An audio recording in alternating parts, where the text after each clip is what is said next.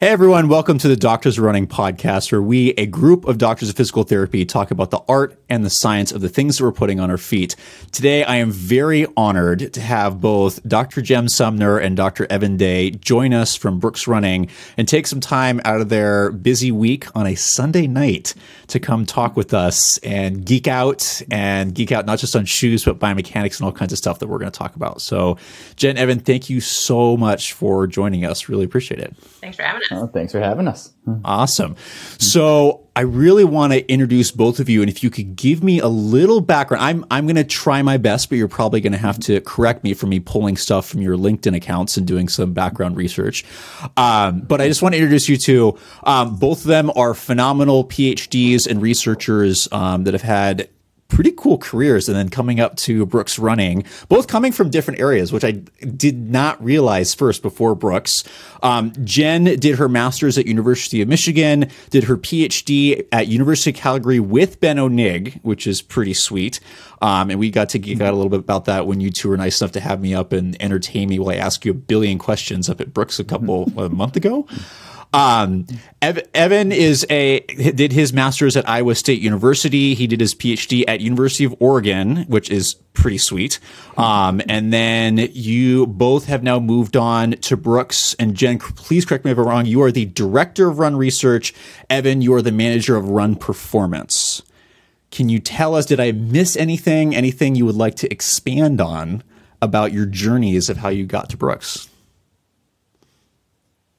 Jen, I'll let you go first. Yeah. I can tend to ramble, so interrupt and you're like, oh my God, okay, enough. We got it. That's like your journey through it. We love that, so don't worry. This is great. Yeah, you mentioned telling a little bit how you ended up in kind of this avenue of a career as well. So I always go back and think of like, how did I end up back into here? The first pitch I was actually getting into, like the injury space, was a sports med program I did in high school for 2 years, which was phenomenal, in Northern California where I grew up. And my brother was blind. My brother passed away, so he was blind throughout his whole life. And I was always generally around having to deal with a physical disability that impacted his way of living. And it translated to me more into an injury space and interest kind of throughout life, and especially in an athlete scope where it really impacts part of your identity and how you're showing up and what you get to do and what you love. And I kind of always came from that angle. Just kind of switched how I focused on it. I focused on ergonomics through my undergrad in engineering in workplace design to prevent injury. I was coming from more the prevention space. My master's at Michigan, as you mentioned, I was more coming from the treatment space. I was doing tissue engineering to help nerve replacement for nerve damage. Amidst humans, I kind of did a lot with rats in that stage, and I kind of wanted to come back to talking to people. And that's when I worked for Benno. I went to Benno. I worked with him at his consulting company for a few years before I did my training with him through my doctorate. And that's where I really got into performance gear. His consulting company did everything from hockey gear to road bicycles to running shoes to neuropathy mats. It was really the whole gambit. And I enjoyed getting to see a lot of very applied product in the space of performance and a wide range of application from there. And so decided to stay and do my PhD with him. And then when luckily was able to get into the industry, it is a kind of a small space to enter to work directly within industry. So I got pretty fortunate there and did 1.5 years or so at New Balance before. Now I've been at Brooks for about 6 years. I'd say that's my Sweet. 4.5-minute spiel of career group. That was perfect. It's pretty quick. I need to learn how to do that, to be that succinct. That was awesome. My students would thank you. Evan, what about you? Yeah, nailed it at the head. I mean, I've been a runner since day one. I've always loved it. Just since middle school, put on spikes, racing friends, all that type of thing. Just made me fall in love. And classic, got the tibial stress fracture, lost a season, had a sports med doc I didn't really like, and that got me really curious in how the human body functions and everything of that sort. So I always thought I was going to go the clinical route. And human body interested, focus there. So started a kinesiology program, and I didn't even know biomechanics existed when I started undergrad. This is circa 2009. And so the only sports med thing you could really find is Ross Tucker's website, back in the day. And it was the only thing out there back then, and great information, but the only thing. And sure enough, I saw the flyer get paid $10, come run around in the lab for 45 minutes. I'm like, done deal. And one of the graduate students at the time, super gracious with just me being able to ask all the questions, learn all this was like, wait, you're studying running?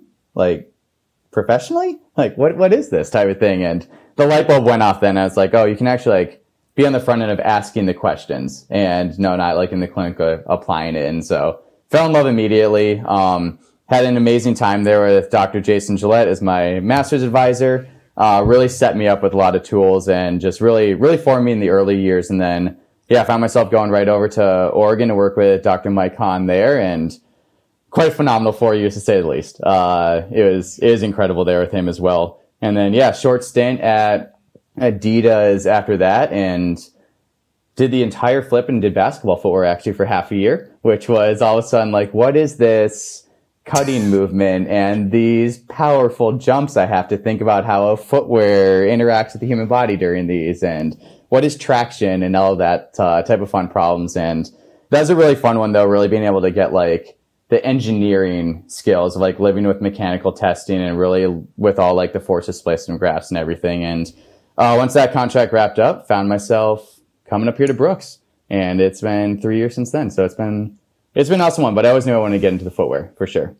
That's awesome. That's great. I'm going to ask an off-topic question of both of you. What is a hidden skill or ability that our listeners might not know about you that you would like to share? Oh, goodness. A hidden skill. Oh, man. Professionally or just like in general? No, just in general. Just in general. Yeah. I'm like trying to think like a party trick. All right, well, we'll go easy. I like to shred heavy metal on that guitar. Yeah, that's what I was going with. Yeah, I was creeping on Evan's. The guitar hanging on the wall. Yeah, I was creeping on Evan's Instagram page, being like, "That's a lot of metal. Yes, it is. He's a pretty solid guitarist." I connected with Evan on Instagram. I was like, I did not know this about you. Does he whip that out at work occasionally, like as you guys are testing people and see what happens with the? That was going to be in his personality. It was pretty sweet. I like it. That's good. Jen, what about you? My skill, this is like my 80-year-old spirit that will come through. I'm like a really avid scrapbooker, so I could scrapbook the crap out of anything and make you a really good lifelong memento. So I'm like, our downstairs is filled with scrapbooks that I still look at regularly. That's awesome. My husband did try to make one, and his was pretty poor. So I'm like, okay, I think I'll pop that in. So a little judgmental scrapbooker too. Not just everyone can do this. It is a skill. It's very true. So you have a scrapbooker and a heavy metal guitarist coming and joining us to talk about biomechanics. But works very well together. Yeah. So you two are very kind to give me a bunch of time, and I actually got in trouble for sticking around when I was supposed to be at some meeting with everybody else. But it was so fun to geek out. I just commend both of you on your work, and as well the lab that you have makes me it's incredible. I'm also a little jealous as I'm dealing with the side effects of not having an instrumented trend bell and having to do running across ground force plate. So I love what you guys have. It's phenomenal. I'm curious if you could help, because a lot of people, when they're in the running, like they're runners running space, I don't know if people realize how involved developing a shoe is. And for that reason, could you both give a little insight for our listeners into what does it mean to be a running footwear biomechanist and researcher? What does that look like? Evan and I were just talking about this as we were getting ready to talk, because it was like, what do we think, what would be nice for people to understand more? And I was saying more like social media, I find like I'm such an emotional person. You'll read comments on social media and it'll be like, oh, they didn't care about anything when they built this. And it was like, man, I wish you knew how many hands touched that shoe. There was so many very it's literally like a group of people's baby that you're building that thing. But it's a lot. It's an extremely collaborative process to build. We'll stick within the running product where we live, but extremely collaborative. Everything from your kind of core units that work on it, from your developer, your product line manager, the designer, us as biomechanists assisting and supporting through the scope of human movement. But that's just even on the build side, you go through to actually getting it out to market and going through sales and going through everything else. It's just insane how much goes into one shoe to have its space and communicate it to the runner in a way that resonates with them, communicate it to different communities, whether it's clinical as well, and what resonates with them, which is different than what resonates with your average runner. So just the amount of thoughtfulness that really goes into each product is really astounding. And the amount of collaboration that's needed to get there it's really fun. That's the part that I love most about being in industry, is just the things you think about all day long are definitely not the things the person next to you is thinking about all day long. And how do you bring your brain spaces together to get that to come out? So I know that was answering your specific start question. You were talking about the lab, but I was like, I want to weigh into the whole breadth of everything. That's okay. Yeah. So what I'm hearing is that as a biomechanist, probably one of the biggest things is being a member of a large team, right? Learning to work together. Yeah. Evan? I'd say that's definitely the biggest thing. It's more than just like shoes showing up at your desk, test them, hand a report card out. We're collaborating the entire way across. Like when a product line manager is writing a brief for the next season of a shoe, we're handing off like, hey, here's our opinion on shoes on the market right now. Here's what we learned from testing last season. Here's where, we think these opportunities could come. Here is new insights we did analyzing old data that we learned about runners, and really, getting all this information on how shoes will biomechanically affect someone, or how someone can have that fit, feel, right interaction with the shoe to really maximize it for what that shoe needs to achieve. And so we're really involved in like the conceptual side. Just again, being a voice in the room, not driving, but always having that collaboration of really helping set a path. And then, down to like what I like to call functional design. I'm looking over 2D blueprints all the time, 3D renders of shoes, looking at like little geometries of how a shoe is going to collapse in some point or bend in a certain spot, and thinking about how is that person going to be interacting with that shoe. And that's ultimately what we test and get feedback on. And then to Jen's point, we also then work with marketing and help go all the way to sales, which is what you had the pleasure of seeing when you were up at HQ and everything too. And so it's really fun. It's a lot of like the nitty gritty science, but a lot of like the big level collaboration with a lot of people and everyone touching the shoe as well, which is it's a great process. It's fun stuff. Yeah. One comment that just stood out to me is you mentioned that you are both looking at trends currently, you're looking at previous data, and you're also projecting. So you have to do your current, past, and future all at the same time, looking at what and integrating all those at the same time. Yes. So that sounds like a lot to handle all at once. And you do it for shoes a season that have several iterations each time, and your brain switches between each of those shoes constantly. You're thinking about shoes a lot. Yeah. Yeah. So what does a daily or weekly agenda look like for two of you? If you could say that, unless there's big secrets that we can't talk about. But yeah, we'd probably be a little different what Evan and I do day to day. Evan's definitely in it on the product build pretty heavily. I've become a little more removed in the director role. Mine will be often more scoping through research in addition to like product, that's understanding the immediate reaction of a product or how that's influencing movement, to just how we understand movement. What is our scope of what is Run Signature and how is that growing, and how are we getting out of a lab space and not just depending on what we can do in a lab in Seattle.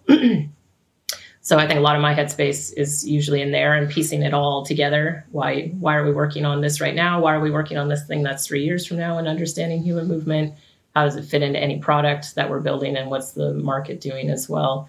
So I'll be in more of those types of heavier meetings day to day, and the topic range is pretty wide just from the breadth of research that we're covering as well. Evan's more in it day to day with product teams, I'd say. Yeah. I'd say probably a layer below that. So like right now I'm not in data collections anymore, but kind of overseeing again that inline side of the data collections, but more so what do we do with our data? So getting a lot of kind of the direction from Jen on where the business really wants to go, and trying to map out what questions do we want to ask, and kind of a lot of thinking of like, all right, how are we applying some of these questions, or what new methods can we use to ask about cushion shoes, and how does our Ghost differ from our Glycerin, from our Trace, and then how are those uniquely different from our speed shoes, from our Max to our Tempo to our Launch, and what unique benefits can we give to the runner with all these different products, with kind of that key thing being like each shoe should serve a purpose, and part of that should be biomechanics, and what unique thing can really come through. So I'd say a lot more down in the nitty gritty of the science questions for sure. But the big thing I would say about like the teams themselves, like the researchers, it kind of, I want to say ride the roller coaster of the go-to-market cycle. of where a product is in the calendar. So like, when a product comes in, we collect a lot of data very quickly. We always like to joke we do a master's thesis in about 3.5 or 4 weeks. Because a shoe comes in and you have about 2 weeks to get 10 to 15 people through the lab, process all the data, analyze it, loop up with your perception researcher, figure out this like POV on the shoe. Is it performing well? Is it performing not? What's your clear message? And share that to the team. And that's 3.5 weeks. And so that happens 5 to 6 times a year, probably. And so it's very intensive, the amount of data we collect. But then that also gives us a lot of data in-house we're sitting on right now. And so we go back through it and analyze old data with new methods a fair amount, or just new questions, or, just kind of really utilizing what we have. And so that's a big part of the other chunk of time. And then the collaboration side is the other big thing. If we're in a design phase, we're meeting with teams pretty frequently, or we're coming out of a testing round for the month after, and we're meeting with teams pretty frequently. So I'd say the collaboration, testing, or reanalyzing is the main 3 pillars, you could say. Yeah. So so Jen, you're planning, going, hey, what's this look like? And for anybody that knows someone in the footwear industry that's in this, if you ask them, hey, this new shoe just came out, to them, that's an old shoe. They're like, wait, hasn't that been out? Like, no, you guys are working on 3 years from now. That's how long this process takes. So again, be nice. I tried to be nice, and Evan was like, hey, you should be more critical in your reviews. And so I was like, all right. So you did a good job on some of our products. Yeah, I did. There's stuff I felt kind of like Evan. I was like typing it out like Evan said, be more critical, even though this is someone's baby that I am just ripping to shreds, but that's fine. That's okay. There's another different shoe I really, really like. And I know you've worked on the newest version of that. Looks like really cool. And I'm sure you're working on version 5 now.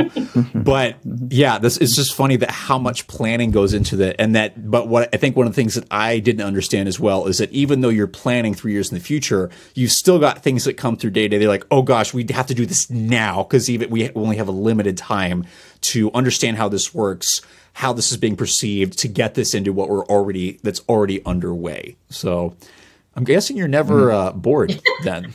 No. Nope. Yeah, that definitely switching your brain back on and on in time spaces, because by the time we finish it in-house, it's at least another year before it goes to market. And then when it goes to market, questions come from accounts, and you're like having to flash your brain back to a year ago. Like, what was that one doing then? And it becomes very important how well you document all of your findings. Something I forgot to mention, obviously, in our day-to-day, Evan and I are both people managers. We have a pretty big team at Brooks. There's 25 of us on run research, and for us, there's a lot of brain space that goes into growing people's careers and wanting to know how they want to develop within the brand. We have 3 specialties on the team. So how does it look like for them growing within that specialty, and how do their skills and interests align with the brand needs? So there's definitely like a good portion of our days in the headspace of people, in addition to what we do within the product space and planning and research, obviously. Got it. That's really cool. So you both touched on this, but I think I want to dive into this, and I'm going to make fun of Jen just a little bit, because before we came on, we were talking about the process of going through PhD, because I'm in my methods section right now and banging my head against the wall. And one of our other faculty at Azusa Pacific, who's in a kinesiology program, she's working on her PhD as well, and I got to meet her, and I was like, hey, have you had any trouble with the camera system? And she was like, yeah, I had an emotional breakdown over the winter. I think it's just normal. So I'm in that space right now, so I'm not meaning to bring up bad memories, but Jen was talking about how during her master's, somebody was asked her, like, how specifically do you define a runner? And there was a story where you define that operationally, and somebody was not very nice on your committee, and they're like, well, whatever. So I'm curious, though, to toss that question back. How do you define a runner, and how does Brooks define a runner? Because I think this is really important to talk about, because I think there are stereotypes that people either put on the image of a runner, and this can either be a positive thing about getting people active. I think it also can be taken negatively and scare people away. So I'm curious, how do you define running, and what is a runner? What does that mean for Brooks, and what does that mean in terms of run signature? Yeah, definitely. I'm super passionate on this one, because I was definitely one of these people who felt like an outsider, or like just didn't quite belong in the running. So for myself, I only started running when I was doing my PhD because I was looking at running injuries. And I was like, well, I feel like I have to run if I'm going to look at running injuries. This is like, that would be totally as an imposter. So started running during my PhD. I was always like generally active, but I just hadn't really done outright running. And yeah, man, I was like, gosh, this is hard. This is a lot harder than I thought it was going to be. Looks so straightforward. And so that was my exposure to it. But I ran on a treadmill. I ran 3 miles every single time. I did it in a half hour. I never had an interest to change my pace. It was just like, this was the way it showed up for me. And I enjoyed it doing it that way. It was like a mental release. I liked being at the gym in that space. I like put some music on. It was during my PhD. I could zone out all that stuff that gives you emotional trauma from the PhD. And I just completely zoned it out. And I liked it that I just knew where I could go. And that was the space. And when I tell people I ran on a treadmill, they're like, well, it's not running. And I was like, I'm pretty sure it is. There's a flight phase. So if you really want me to get into biomechanics, it's definitely running by a biomechanical standard of what run is compared to a walk. But yeah, it was on a treadmill. Oh, that can't be it. You got to run outside. It was too slow of a distance. I was like a 9.5 minute miler. I kept at that pace. I was fine with that pace. That was happy for me. And there was always just something that someone would pick at why that was then disqualified me. I was a jogger. Someone called me a jogger, or they wouldn't know what to qualify me as because just anything on a treadmill didn't make sense to them. They like didn't get it. Or it would be, and just working in even another industry space, I wasn't, allowed to test product. I didn't run enough miles, even though I was like working in the space of testing products. So that was always felt weird. And going to Brooks, I never felt that way. I walked in the door and every way a run showed up for you. It doesn't matter if you do it at Orange Theory and you do it for 2 minutes at a time on a treadmill in the middle of a class, or you go outside and you do it for an ultramarathon where you're running the mountains in Mont Blanc or something. It doesn't matter how it shows up. It's that you're doing it as a part of your day and in any way that it comes in. So maybe that's really open and broad, but to me, that is really the Brooks definition of like, it's your run. That is what our whole campaign is now, to really message that out to people. And it's truly believed within the walls, like not just a message that goes up on a billboard. I feel it every day working there, and it's who we study. We study how it shows up for all these different runners. So I can go much farther into like how we recruit and who we test product on and how we optimize for each runner in these spaces as well. But let Evan jump in so I don't just ramble through my whole like about being inclusive.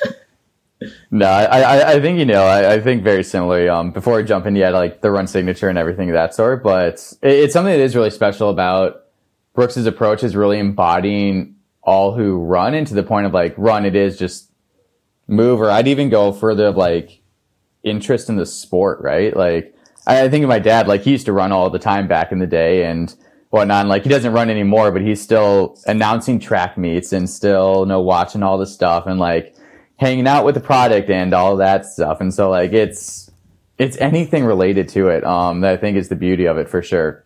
And yeah, no matter if you're running fast or running slow or just have an interest in running, I think it has a positive effect on people, which is phenomenal. And to the point, that's really what we try to touch on for sure, and really try to reach everyone. It's pretty special.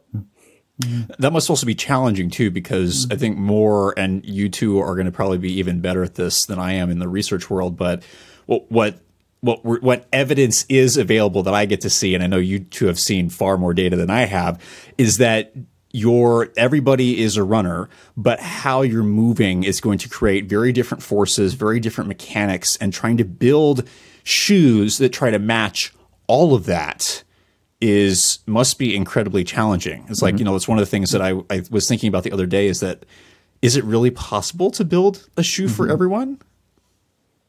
I think or is that yeah. I was going to jump in and say that's why the Ghost is so amazing.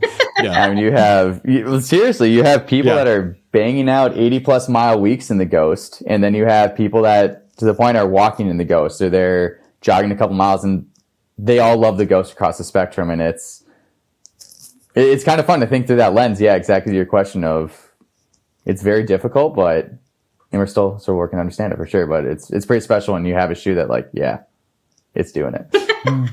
Yep. And I think that's the important part of like when you consider, for at least Brooks, the product line. That's why there are a lot of solutions. There's a lot of options out there. It becomes then the puzzle piece for us to help guide you to the shoe that would be most optimal for you at whatever way the run shows up for you at this stage of your life. And that might change down the line, and it'll be a different shoe that might fit best for you. So the puzzle piece for us is getting that, optimization translation out, but we build it. We know why we have all these different solutions, and kind of the reaction in the market is to simplify. You want to make it as simple as possible, one solution, one-stop shops. Then you don't have to figure out what each one goes to, but you're really not then solving for everyone. You'll be solving for the normative middle, but you're probably not getting anything on the bell end. So that's where it just gets a little trickier in the translation.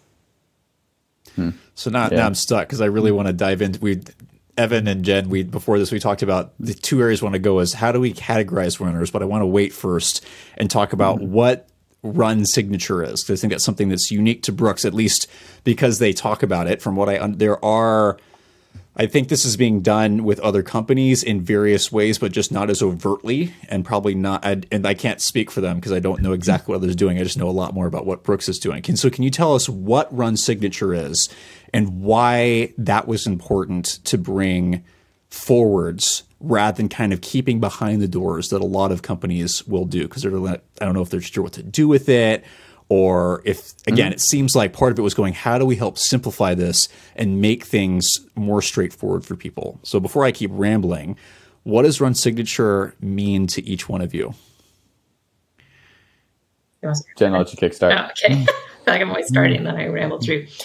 So run signature, I like its biggest sense is really an approach that encompasses all that is our guiding star of what we're doing at Brooks, but it is our promise to understanding the runner and all who run and optimizing product for you within that space. So it really is about, again, knowing the all and optimizing different solutions. In the method approach that comes out, how we actually quantify human movement, we lean into our belief that everyone has just a certain way that they move habitually, or what we would refer as the habitual motion path. That is based on a lot of things. It's based on your bone structure. We might have the same checklist of bones, at least at the start of our lives, that we have in our anatomy, but they're all shaped a little bit differently, and they then just inherently move a little bit differently against each other. Different ligaments might have lost some ligaments and some injuries as well. Ligament laxity that changes for some on a monthly basis. All these things that will adjust how the bones and ligaments and muscles move against each other. So what we want to capture is kind of what you're doing all day long, what you're doing when you're not running. How much does your knee rotate? How much is your ankle rolling in? What is that doing for the 23 hours of a day when you're not sleeping as well and just laying flat? But how do we capture that? And then what does it look like when you're actually on the run? So we know from about 1,000 human movement collections in the last 6-7 years that there are people that look very similar. Their knee rotates about the same amount on the run as it does for these habitual motions that they do all day long when they're not running. And then you have a group of runners where you'll see the knee actually moves quite differently, usually more so on the run than it does than what you're doing all day. And we've seen from a lot of our research that when you're closer to that habitual motion, when you stay close to what your body's used to doing all day, you have less force on the joints, you have better running economy. There's just a lot of things that come out that we've seen as benefits to staying close to that. So our goal is that if you're not living there already, or you're not there, you might be there at the start of the run, but maybe not at the end of the run, that we have product that helps guide your body movement back to its habitual motion. And again, we have a variety of solutions because there's not just one habitual motion path. There's definitely a variety of paths that we want to build for, but we still have to shorten it to some functional groups. We don't have the bespoke shoe stage where we're making unique individual shoes for everyone's motion. Nailed it. Nailed it. Yeah. So so it sounds like, again, this is very much, Jen, I'm sorry I didn't know this. And I was like, wait a minute. And I was looking through your research and I was like, wait a minute. The article that I cite with that Ben O'Nig, I didn't realize you were a co-author on that. So I'm like, oh yeah, no wonder. So yeah, we cite you all the time. Hopefully this question comes off the right way, that this is directly inspired by your research and the research done on the preferred motion pathway, as well as comfort filter, I'm guessing, just based on understanding that you have what was the term you used? There's a perception tester? Perception researchers are run. Yeah, perception researcher. I'm sorry. Yes. So you take both those into account, but it sounds like run signature isn't just what are you doing on the run? And this is something that's funny because as a clinician, this is something I think about all the time when athletes go, or anybody, right? Runner, walker, like, hey, you know, my activity I'm having trouble with. And the first question we'll ask is, well, what are you doing throughout the rest of the day? Because people only usually think in terms of that movement and that activity. But what we do throughout the day really impacts that. And whether that movement is normal to us, right? Like you said, that like knee mechanics, whether you move similar to how you move through the day, or is it something dramatically new and you're creating a very new stress that your body needs to adapt to. So you two, your team is trying to capture that and go beyond just the run to go, what is your normal? What does that mean? And I think that's really important for our listeners and viewers to understand is normal means something very different for each person. That's why, you know, when especially doctors running, when we're reviewing shoes, it's try to be really careful because each of us, we have different mechanics, and we try to encourage our listeners, viewers, and readers to figure out who matches with who best, but also realize, take it with a grain of salt, because the job really is to learn how you move and not necessarily how somebody else moves, which is a challenge when you're trying to research that, right? Because that's the variability in terms of how do we operationally define this, what is normal when it's unique to each person, which is giving me palpitations and freaking out because I am looking for consistency in my methods right now. I'm like, I don't think this exists, but my advisors are asking me to find this, so I'm just going to go cry in a corner. It's fine. Yeah. I mean, that's all spot on. And that's like the part for us with the research space is getting out of the lab. I mean, what we can capture from you in the lab is so limited from, we do capture still some of your habitual movements to help get an idea for that. But that's the real space to get in it for us is the wearable tech that we can then get more of an idea of what you look like throughout a variety of your runs. So even from watch data now, as we partner with Dash LX, you see the big range of runs that people go through. Not me. I did the same exact run every single day on my treadmill. That was lovely. I would have been a very boring dot, but like most people have still quite a breadth of the miles they cover, the speeds they cover, where they're doing it. And then that off the run part in terms of, you know, I sit now for my job in meetings most of the time, and I commute now. I moved farther north and I'm driving it. So I spent a lot of days sitting where I used to have a lot more movement involved throughout my day. And that will obviously change what my body's used to and is going to have an impact on how I'm running as well, inevitably. So that's just the really exciting part of getting out there and understanding all who run in their on and off experience. Yeah. And I think, Matt, you touched on it really well with, come from like the preferred movement path, because the preferred movement path, you know, really is your body's going to take the path of least resistance. And so your preferred movement path can very much be dependent on the shoe you have on, based on the path of least resistance to that shoe, basically. Whereas the habitual movement path, to your point, is like you have one way your body kind of wants to move, or you have a natural way your body wants to move. And that's what we're really trying to, just quantify to start, but then benchmark against with how you're on the run. And so that's kind of one of the really unique things we have with everyone that comes into the lab when they test, is they have a set of habitual movements that we have them do just to figure out how does your lower body basically move in all these things that we think are natural, such as like doing a squat, walking downstairs, going for a walk, and figuring out how you are you, type of thing. And then obviously you run in our shoes and we do a fun little comparison, and that's how we benchmark our product. And it is really specialized because it's one where it's a new type of thinking over what it was for the longest time, right? Of let's just limit impact force, let's just limit eversion. And, you know, we know over the years that they can be important, but it's not an end all. And so it's kind of that new train of thinking of how can we really try to understand, do something different, but really rooted in good theory as well. And as Jen mentioned, we have good convincing evidence that's working. And we really believe in it and really believe in that push forward, and thinking that's the way to help protect runners. And something else you mentioned, Matt, you had asked about Brooks, or I think alluded to us like publishing more or basically sharing more. It's not like locked behind high doors, not hidden behind locked doors. And I do think that's an extremely special thing about Brooks. When I first started at Brooks, they were publishing so much. Kind of my first question to someone was like, oh, I'm surprised you guys published like everywhere else. Even when I interviewed at some places, they wouldn't let me see the lab because I was like, okay, what like fancy thing could be in the lab? They won't even let me see the equipment if I'm like applying to work here. And Brooks is very open. Brooks does tours for basically to anybody who really want to come and get a tour. But the publishing on that end, and the response I even got when I first started out of the curiosity of like the sharingness of it was it's a win-win. If someone did take what we were doing and add to it, then ultimately we believe in it so strongly that this would be a win for us and it would be a win for the runners, because we passionately believe that this is going to help runners in the end. So if someone takes it and adds to it and does it even better, does more, fantastic. If someone does it and opens it up more, that gets even more attention, we know that we're really going to continue to be leaders here because we believe in it so strongly and we're putting the resources towards it. It's not just, a marketing gimmick on anything. So brought attention to it, which is going to bring attention to us. So everything about it felt like just a win, and you want to collaborate and work with others. And if they take it and run with it, that would be fantastic. So I'm always really impressed by that behavior and attitude at Brooks as well. And we're trying to get some publications coming out. Evan and I are putting back on our publication hats, which we hadn't done in a little while out of academics. And a little trauma comes back when you're like, yeah. I wrote a manuscript this last week, Matt.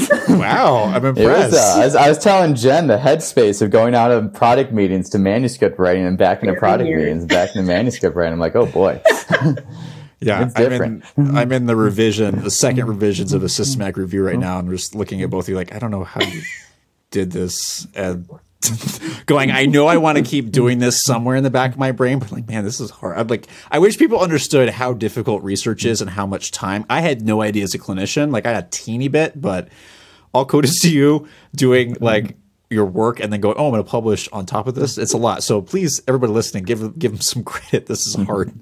So I want to ask a tough question here. So when we talk about preferred and habitual motion pathways, one of the things that starts to get muddy in the clinical world and in the research world is figuring out defining what might be a good movement, going, hey, this is natural and normal and this is fine, and then also a problematic one. Because one of the issues that we run into is when we say quote unquote natural, sometimes a natural movement may be good, sometimes it may not be good. One of the challenges figuring out, is that responsible for a person's injury? And we know injuries are multifactorial, and even trying to define those and the risk factors is hard enough. But how, and I don't know if you could tell me at Brooks, how have you worked with that? Going, how do we define what might be good? Are there even good mechanics? Let's just start out with that. Like, are all biomechanics necessarily good? When we talk about natural and preferred movement pathways. What are we solving for? You're going to get the like science answer back. Yeah. Oh, that's my hypothesis or research question. I think also, so one clarifying like word for me that's distinct is we say habitual, not natural, pretty specifically as well. So habitual is habit. I mean, that's out of habit, and that can change. Yeah. My habits now in this time frame are these things, and maybe 2 years from now it's gonna be very different. I had a baby 2 years ago. My habits are very different right now than they were 2 years ago. So like, I'm sure that my habitual motion changed in these last 2 years as an example. So generally there's that. There's not, again, a belief that I don't think we believe there's like a natural quote unquote way or a normal quote unquote way. There's still just like what your body is used to doing all day at this moment in time, and how often does that change? We can go into a bigger topic with that too. But your point of like, if there's good or bad ones, I don't think, again, I think that what Evan's getting at is like, it depends on the person still for a lot of things. You guys as doctors are more of an expert than Evan and I are in really identifying like usually very bad movements where it's like, that probably doesn't benefit anyone very often. But like, as an example, I always use my husband. He's going to be on everything known to man, but he has osteoarthritis in his big toe and he can't bend through his big toe. And like, it just doesn't matter what he's done. He's shaved down the bone. It will come back. And so for him, it's kind of just now, it is habit. His toe will be like that. And for him to stay active, he needs a rocker forefoot to let the shoe just transition for him. Because if he bends his toe, it's really painful. And if you were trying to get him to flex his toe, it's kind of like a moot point. There really is so you're trying to help him achieve what he needs to do to stay active, because he's still extremely active, by compensating for what is going on with his feet at that stage. Would that be like something you want for everyone? Do you want to lock up the toes for everyone? No, we're not saying go out and like, this is the solution for everyone who comes into it. So that comes back to the space of like, what are you dealing with? What's in front of you? What's the best thing that's going to work for you right now? And this is how we'd help guide you into that product space. It's probably like not this super blunt answer. I feel like I used. No, it's great. This is how you know those two have their PhDs done, and I don't, as I keep using the wrong terminology. But this is great. So it's the key is my mistake is I'm using the word natural, and it's really habitual, right? Is it's what do we tend to do, and then trying to operate to define that as good or bad is a moot point because. From a clinical aspect, right, we've all the current evidence, even though people are still trying to do this, it really, and students hate when I say this, is it depends, right? So a habitual movement for somebody might be something that they are, even though it might look weird, might be something that they go on to win an Olympic medal with, whereas somebody else, that might be a problematic movement. So it's really going to depend on each individual person, where Run signature comes in going, what's the unique signature of that human being. And again, not saying, just as me reinforce this in my brain, so I stop saying this and don't ever write that again. It's not about it's not the quote unquote natural, it's the habitual thing. What is this person doing? And how do I'm hesitating to use the word support because I know a lot of people use the phrase support in terms of stability, but how do we facilitate, maybe is the better word, their mechanics with what they seem to be doing on a normal basis as long as it's working for them. Is that correct? Yeah. Yeah, exactly. It's correct. Kind of the idea is that's exactly what we try to build our product around, is, minimizing how much different you are on the run based on how you are moving, habitually. And kind of to where I think you're going a little bit with it as well. Like if you're injured though, you got something going on. Like that needs addressed. But if you're able to run and stay healthy, then the goal is keep you moving as habitually as possible. And how can you be in a product that either, supports that or guides you back to running that way? Not to use the support word, but supports that. Yeah, exactly. But it's the challenge with injuries, and this is what I've been really working with on both my students and the residents and fellows I've gotten to work with, is that when you're injured, those mechanics are usually completely different than what your normal thing is. So a lot of times you'll have a clinician, I'm sure you get to have experiences, somebody's injured, they come in and you're like, oh, well, you move like that. That must clearly be the problem. It's like, wait, are these your natural mechanics? Are these your habitual ones? Are these the compensatory ones? And so injury stuff is a totally different ballgame. You have to, be very careful about, is this your normal stuff? Is this habitual or is this some other problem, right? So I'm guessing that's why we have to be really careful is when we include injured individuals in research. Or do you guys do research on anybody? No, there's too many. Not currently. We actively recruit injury free for most, unless there was a really specific use case where you're trying to understand it. So if they're to the point of maybe that like 4-foot rocker and you did want to show that this can help offload in certain cases, then we have like subspaces where we explore that. But the majority is done on like a quote unquote healthy, actively uninjured runner.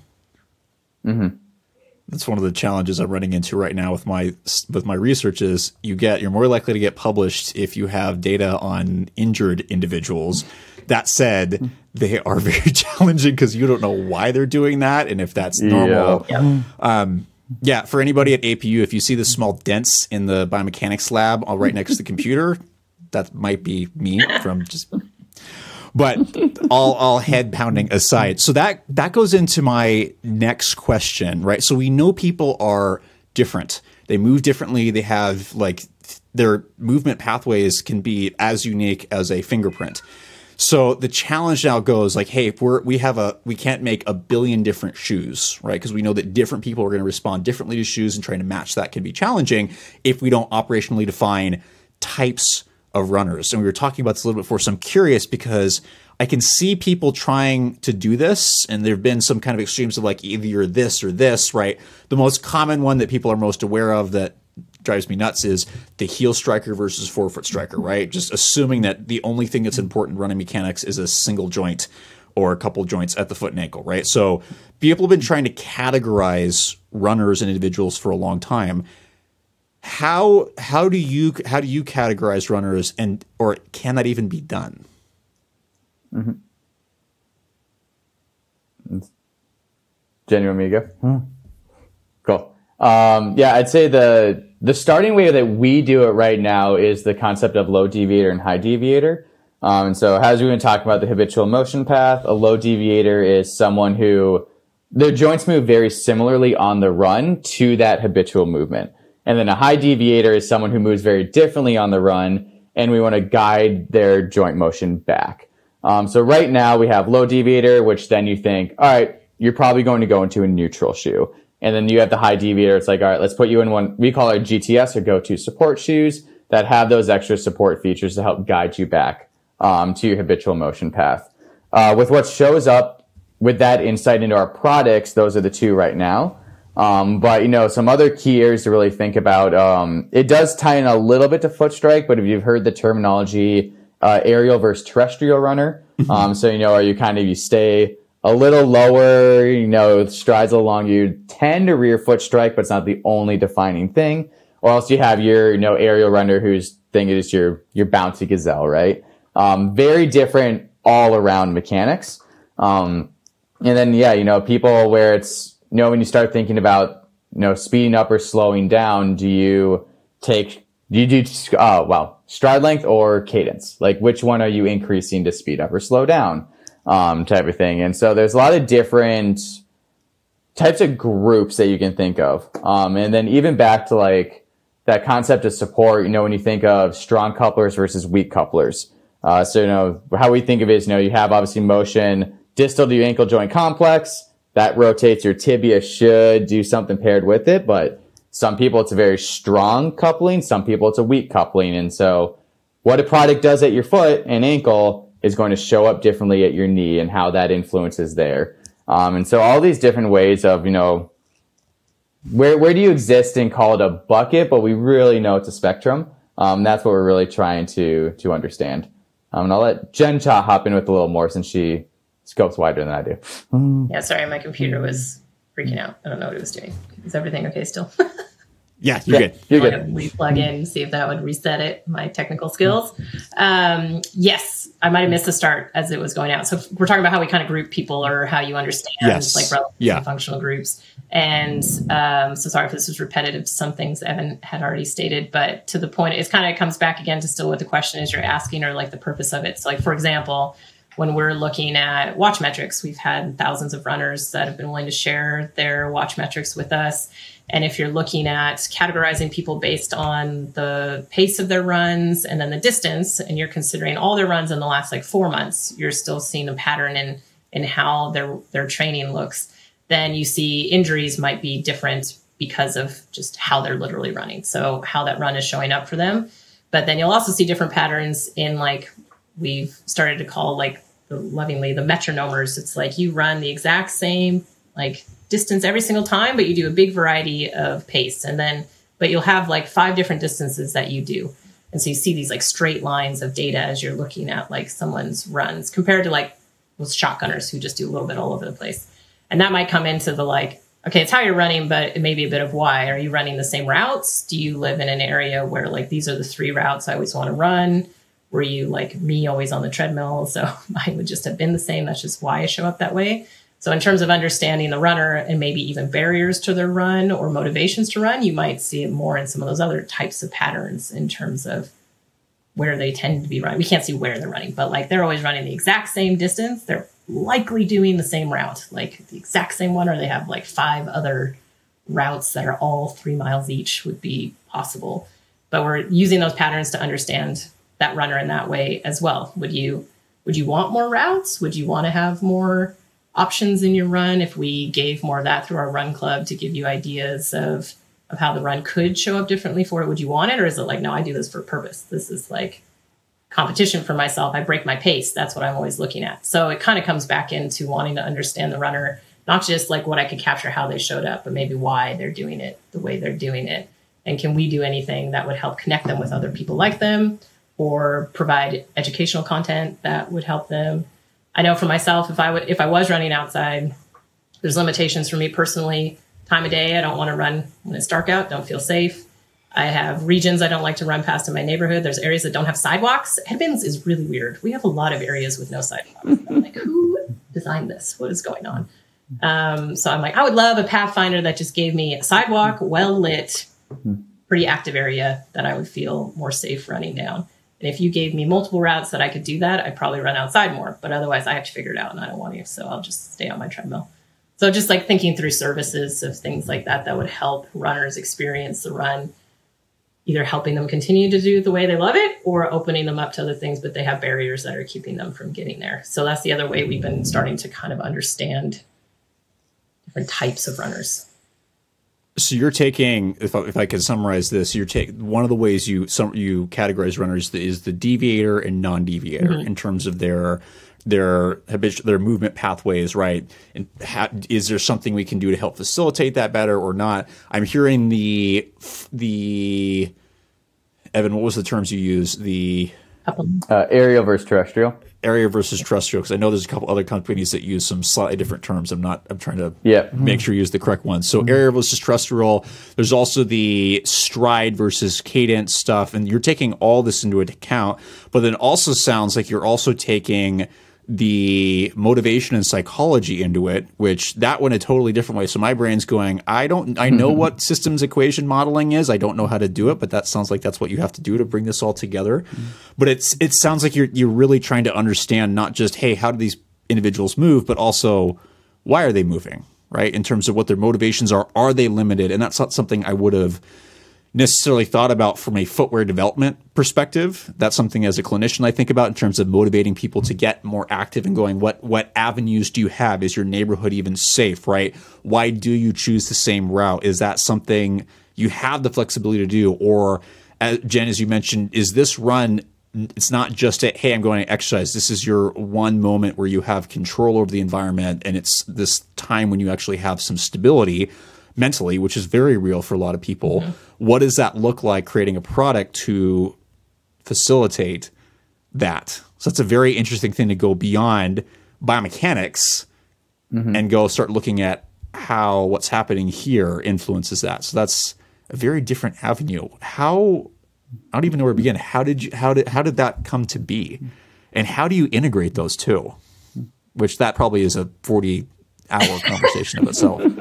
I'm just not sure how to. I'm not sure how to ask that question. Yeah. I don't know how to ask that question, to be totally honest. So maybe you can translate my baby brain, my baby PhD brain, who still doesn't know how to ask great questions and still learning. But there's a lot of it. So even from the ones I said, the watch ones, those just came out of us getting access to watch data, and you were just noticing some of these patterns and then starting to wonder why they're happening. And then again, say it all comes from to me, still everyone that's working at Brooks, the runner is at the center of it for them. And you are just trying to make them have the best experience they can have. And whether it's because of the product part of it or the mental part of it, that everyone knows is a very big lift within why a lot of people run.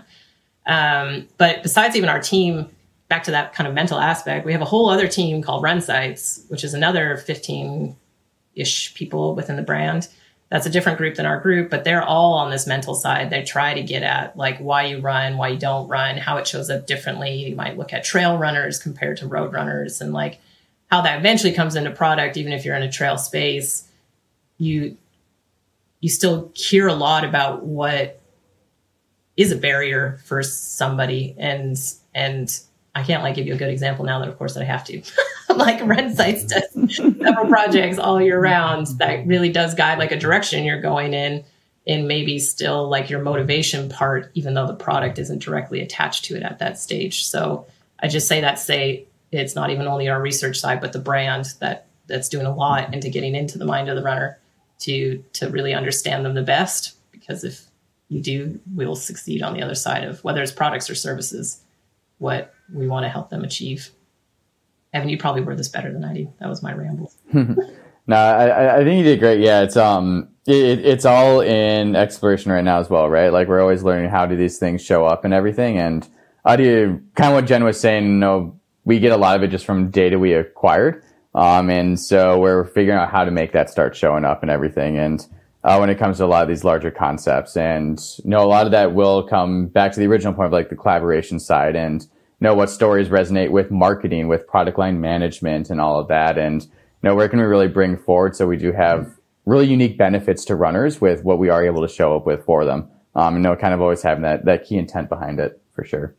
Yeah, and the Brooks Run Club, I'm not sure how much advertisement that's come out through, but the Brooks Run Club, that's going to be a lot more about connection. It's about making connection with other runners, finding other runners that you identify with. Because again, there is this massive spectrum of how the run shows up for everybody. providing content, educational content. That'll be a big outlet for us in terms of where you'd see some of these things come through as well, in addition to the products that we're creating. So that makes me curious. So this is going to, hopefully we don't go down too deep of a rabbit hole. So one of the areas I did not pursue specifically for my dissertation, but one of my interests from clinically is understanding pain science and people's perception of not only their bodies, but how our understanding of pain and our own bodies is, we're just beginning to get this. So there's some great research that's coming out on depression and pain levels and how you can actually see that and how people hold themselves and how it affects their movement patterns. So have you looked at that? I'm assuming that's why you're looking at some of this too, in addition to knowing, hey, how do we make better product for people based on what their needs are? That must create a challenge knowing that our moods, knowing that our beliefs, knowing how we're perceiving the world changes our movement patterns.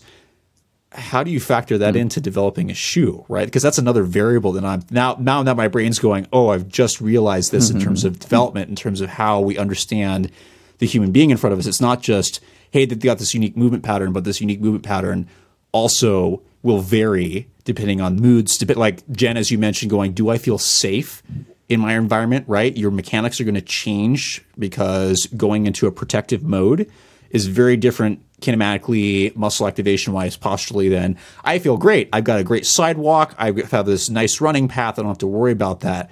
How do you begin to think about that other than just taking that data and going, all right, so we've got something to start with, but I can't even begin to make the connection between how do you develop a shoe with that knowledge? I get super excited in this one. I could I'd say Jen loves this one. Prepare for the rabbit hole. Yeah, pull me back out and stop me once I'm rambling through these. But I love the mental side of it because I really do think, again, as someone who never fully always finds a super happy space on the run, it always feels really hard for me. But I'll feel a very big difference from my one run to the next. Even though my runs are exactly the same, it'll be very much impacted by the rest of my mood and how good that day was. And the PhD was probably always a pretty low mood. So compared to thank you for validating this. But I mean, research wise, you have to start by caring about it, being interested to even understand it. With that data doesn't just show up in front of you magically. So you have to plan it very purposefully into your study designs in terms of what you're even trying to remotely understand.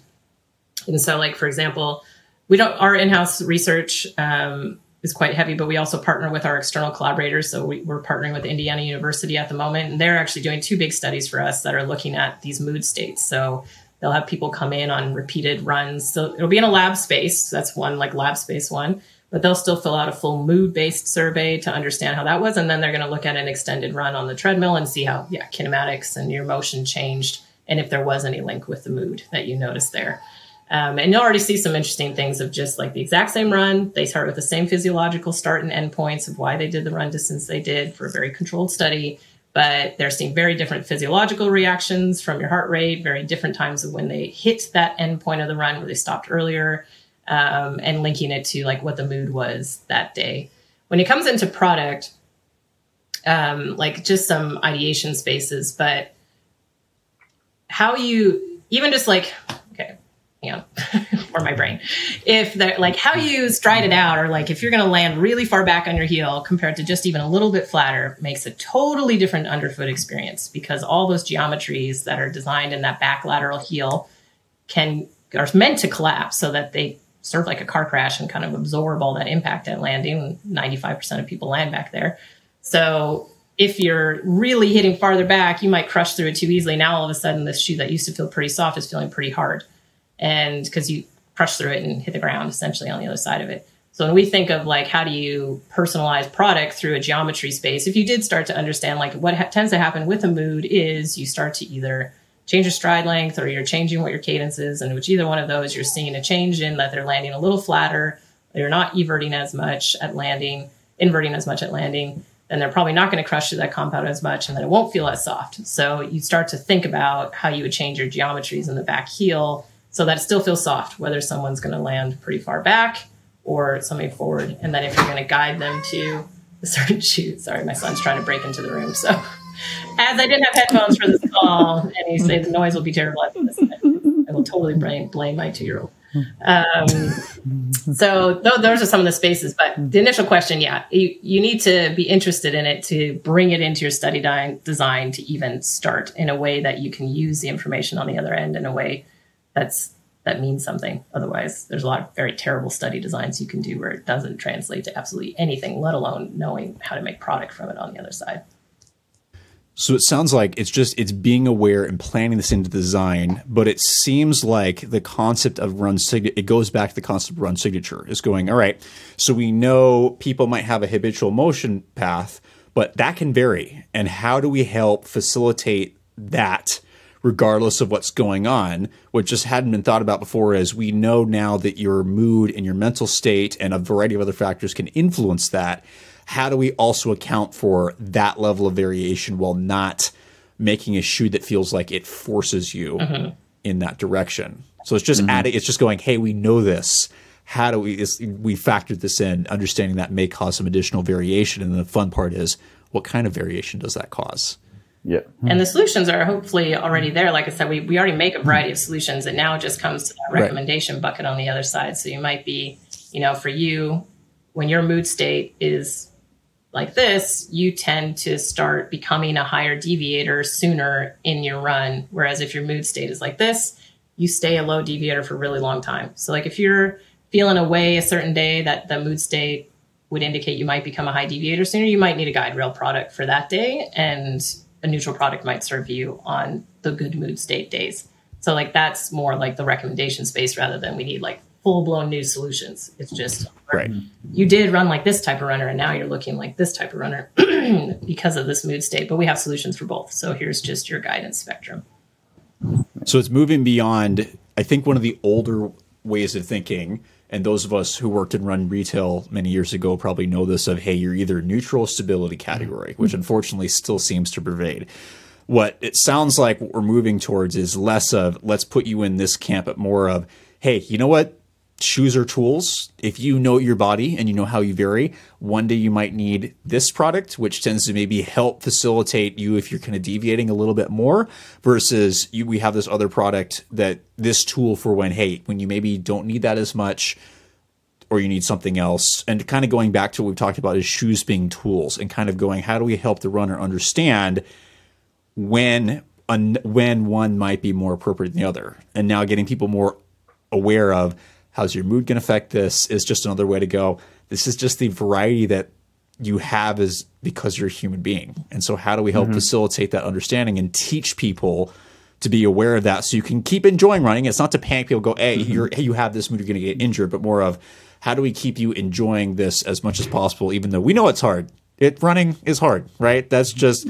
I've had so many people and patients like start running and they're getting active and like, this is really hard. I'm like, yeah. It's like, but sometimes they're like, but I see some people look like they enjoy it. I'm like, no, they're faking it. No, I'm just kidding. But I think Evan's a non-faker. I feel like Evan's always said, oh man, like, age is kicking in. I've got the opposite where I look like I'm dying and people are like, should you be doing that? And I'm like, yeah, no, it's great. I'm like, that's not how that looks. Like, you look like you're dying. I'm like, well, a little bit, but it's like a positive dying. Yes, it's an enjoyable one. Yeah. That's really cool. So it's being able, sounds like one of the things that's really cool about Brooks is you're going beyond not just, hey, here's a product, but how do we educate people and how do we make better decisions and help the runner learn more about themselves, which is the whole reason what we do what we do. But I'm curious to know, and I don't know if you can say this or not, we might have to edit this out. So you're going through understanding how psychology can impact movement and how to account for that. What's kind of what's the next step, if there is one? If you're still looking and researching this, what do you think is the next step in terms of going beyond, or maybe even combining psychology, as a human race seem to be much more aware and accepting of mental health and understanding the variations that happen and redefining what's normal? What's the next step in integrating that into footwear? Like, is that something we make this huge deal about, or is it something that kind of seamlessly slides in? Again, I don't know if I'm asking this question very well, but how do we integrate this concept better? Jen, I think you can take that one with all the Dash LX and the IU stuff and kind of the planning there. Yeah, I feel like I've been talking the whole time, so I was like, Evan, you get in there. I'll talk about geometry stuff after. Yeah. How about that? Yeah, I mean, The immediate, maybe I won't answer this fully accurately. The immediate next step was, again, still how do we get out there to capture that information from a very wide scope of people, so that we're not in our own echo chamber, you know, working with a small subsample and like totally blinded by the mass population out there with this, how wide the spectrum actually is.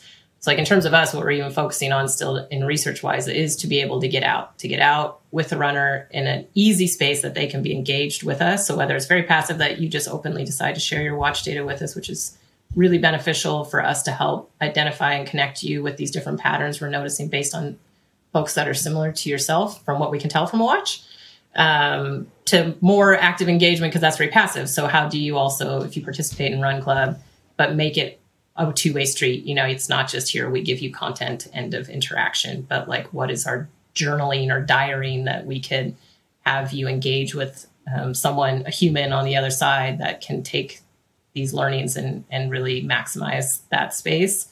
Because even when I think about something like my Apple Watch, I mean, it gives me trends. It's just like your very classic. It's going to find all the things you've done. It's going to tell you a trend. It tells me if my steps have gone up or my steps have gone down. And usually I'm like, yeah, I know, I was sick. Needed a week off, man. Give me a break. Like it just like points it out to me. And I usually in those moments wish it somehow knew me as a human. I'm like, can't you like tell that I'm sick instead of like making me feel bad that I didn't move this week or something? Mm-hmm. So to me, there's this like that part of the device is like, it's kind of creepy and scary, but to like really connect and understand what's happening with you. Brooks can't do that immediately. That's obviously very big tech, but it's still the immediate one is getting out so that we can connect with as many people as we can. So we know we're building for all, we're not in that space. But I don't know, like the next immediate one after that, you're going to have me puzzling on that and knowing I'm going to walk away. Great. If I can ask a question that initiates another question, but that's great. But it sounds like we're still in the data collection phase. Yeah. Right. We're aware of this. Let me nerd out for a minute. We've got our introduction, we've got our method section, but we don't have the data necessary to really make any kind of conclusive statements on how this really goes yet. So we still have to collect that data. And then when we analyze it and fully, then we can maybe start generating some additional questions. And that's kind of where we're at. We're aware of it, but there's some cool next steps of going, how does how you feel, your mental state impact your running mechanics, and then how do we start making footwear to facilitate that, right? It's this other factor we're now aware of that we might be able to take into account, especially as it might, we can theorize in terms of injuries or deviations or what have you. Exactly. And I think your question kind of feeds into it well, that you asked just a little bit ago of like, is this going to be something new or something? This kind of seamlessly feeds in. That's kind of where I see it personally, of like, all right, say we do find out that, to the point, say you're in a dark neighborhood and you are running, say, with like, you know, a stiffer leg or stiffer ankle knee joint, and that's just kind of a reaction of what you're doing. Well, we can dig into lab data and be like, all right, people that do have higher knee joint stiffness or higher leg stiffness, or how did they interact with these types of products? Or, you know, people that just say we find out different contact times in general, how did they interact with the products differently and everything? So it's kind of that what we learn from there can really, to your point, influence, do we need follow-up questions, or does it kind of fit right in? And where does that go? Because we have, to the credit, a lot that we can learn from just with how many people we bring into the lab, and being very purposefully intentional and having a large variance for sure. So it sounds like it's, hey, we actually might have that data. We just need to look and then make sure we're asking the right question. And do we have, first of all, the first follow-up question is, do we already have the data? Can we look at that and then see what patterns are happening and start maybe seeing if we can match that better? Basically. Yeah. That's awesome. Whatever we learn outside of the lab, we've got so much, we can probably start getting buckets of runners from people we have in the lab. And then just kind of really, really intentionally sift through with good questions, understand what's happening. Sweet. This has left me with a lot to think about. Hopefully our viewers and listeners also with the same amount. And I'm hoping what people walk away from this is understanding how complicated this can be. And the shoe you see in front of you isn't just a shoe, right? It's literally a group of people's baby that they've put all this work into doing their best to go, how is this going to facilitate runners' mechanics? Also, how does it, from the marketing team, how do we make sure this thing sells, right? There's this whole team that goes into it. So it's not just randomly done, but also the thought that goes into this. There's a lot more that goes into footwear design and development than just, hey, how do you move, right? And we're beginning to realize how much more complicated this is. And fortunately, we have the tools now to analyze some of that, but it's just processing that, understanding it is just this lifelong process, which is pretty sweet, which means you'll never be bored. Never bored. It's the same thing I'm telling tell my students as clinicians. They're like, the moment you think you know everything, you should probably quit because you're going to hurt someone because you really don't, because everything changes every few years. It's like, you just have to be ready to adapt with that. And it seems like that's kind of consistent no matter what industry you're in, especially when it involves dealing with the human being. Definitely. So 1000%. Yeah. So my last question for both of you, if you can share this, I'm curious, if we haven't touched on it already, what big question is rattling around in your brain in regards to footwear? What's not been answered and it's bothering you right now? Ooh. This is my equivalent for those who have listened before of when people would ask, if this shoe was a sports team, and then I sit there panicking, not knowing what to do because I don't follow a lot of sports team and everybody else has their answers. Like, I'm trying to ask these challenging questions to get people to think. It's for the OG listeners. I did that to poor David the other day, and I was like, if each member of DOR was a shoe, who would it be? And he was like, so... For those, go listen. Now I'm gonna really think of that one. If I was a shoe, what would I be? Yeah. Oh man, that's difficult. He gave me the Prime X because he thinks I'm far too complicated and have too much going on. So I'm like, that's fair. I got it. Oh man, that's amazing. That is a very complicated shoe. Also, yeah. That's a good question. I'm so excited about the stuff we're in the midst of answering, but I think they are unanswered at the moment. So I kind of feel like, well, it's probably a cop-out answer to be like, well, it's unanswered. No. But I love where Brooks is going with the breadth of who they're engaging with and understanding, to your point, not just you on the run, but off the run and your mental space that's there. And I don't think that that's talked about anywhere else. If another brand's looking at it, it's behind the locked door. I don't know, but it's not really brought up in the conversation. I feel like the conversations are usually still very focused on pinnacle, fastest, elite athlete. That's kind of like the main story that comes out of most places, I feel like. So I'm much more excited to understand the full community and getting away from this like very niche area we tend to like flash the light on the most. That's a good answer. That's a great answer. Oh man, now you make you feel guilty for staying on like the science brain side. No, there's no judgment here. Oh, I was going to pick your brain anyway. You were going to say something. I interrupted you earlier on geometry that I was going to. Oh, we could do an entire separate podcast on geometries. Ain't that the truth? I'm probably going to pull you both back for that. Just please, if you want to come back after all I put you through the last hour. Jen knows I will talk about geometries all day. But I would say with footwear, one thing I'm really passionate about is high school running. And I think just the idea of like what is really just an amazing, like, call it a single arrow quiver shoe that, high school kid of any ability, whether they're, banging out sub 800s, 10 by 400 workouts, doing insane 10-mile runs, or the kid that like they're jogging a mile at 12 minutes type of thing. Like, just what is a shoe that could be great for them, whether across all things of aesthetic to fit, feel, ride to, helping support for what is worth a skeleton that is not fully developed. And so there is different layers of injury risk that we don't fully understand yet. And obviously they have everything going on hormone wise. They have everything going on novel training load wise and everything. And so I think it's, that's an area I think is incredible because it's such a formative point. That's really when I personally fell in love with running even more than I already did. And I think just knowing like the awesome experience that footwear can help from just literally the experience of having it, or just that protection standpoint, or getting you jazzed for the run. I think that's an area I'm really excited about if someone to dig in further. Yeah. That's sweet. I will share based that. So I'll since I threw that at you, I'll toss one in the ring. Speaking of changing body and hormonal responses and things we don't understand. One of the areas when I was at combined section meeting, which one of the big US PT conference a month or so ago, there was a phenomenal lady whose name I am blanking on at the moment. I feel so bad, but she's one of the few people in the world that's looking at the biomechanics and movement patterns of postpartum runners, which has not been studied at all. And I say that as for the listeners, very needed.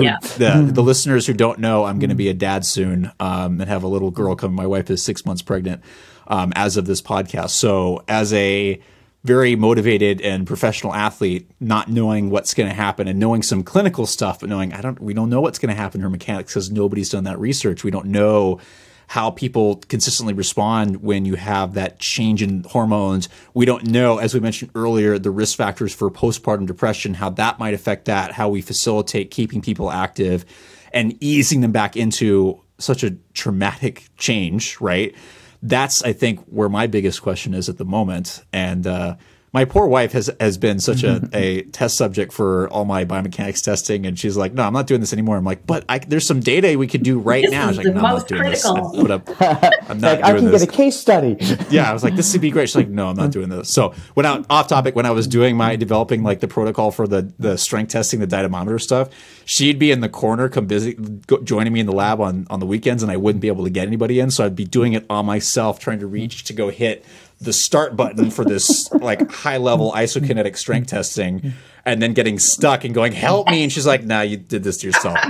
So that's just being a good way. Yeah, that's her revenge, even though I'm trying to go, hey, we could get a case study. No, forget it. So that's my big question is, we really know bodies are changing, and they change not just throughout the lifetime, but there's some significant periods where we see change, be it biomechanical, hormonal, or even mental, right? And I think that's really cool that we're starting to be aware of this, because I feel like biomechanics is very important, but only looking through one lens is problematic. It's like when we look at imaging, one of the things that I've consistently heard from a lot of the people that I work with that can like radiology stuff is one view is no view. If you're only looking at one view, you're going to miss a lot of other stuff. And it's not that we're trying to make this more complicated. It's we're just trying to understand this better. And unfortunately, life is pretty complicated. We can try to simplify this down to go, hey, we've seen these patterns of runners.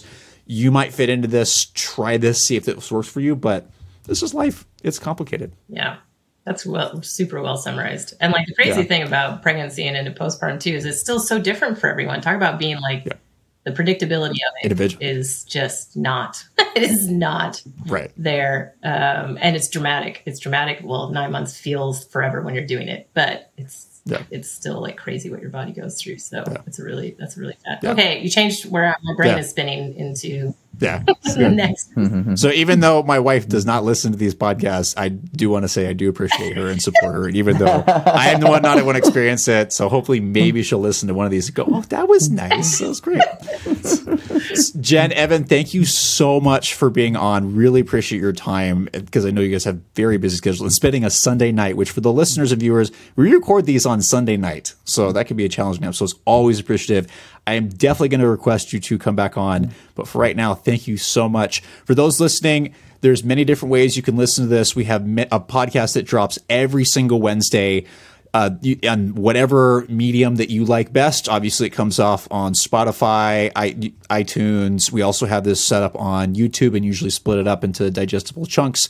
We have tons of stuff coming out, some phenomenal guests, including these individuals, coming up very shortly. And we're very, very excited to continue to share with you what's going on with your body, try to help you translate that and figuring out, hey, running-wise, footwear-wise, what might be some things you can learn to make better decisions. Thank you. Appreciate you listening.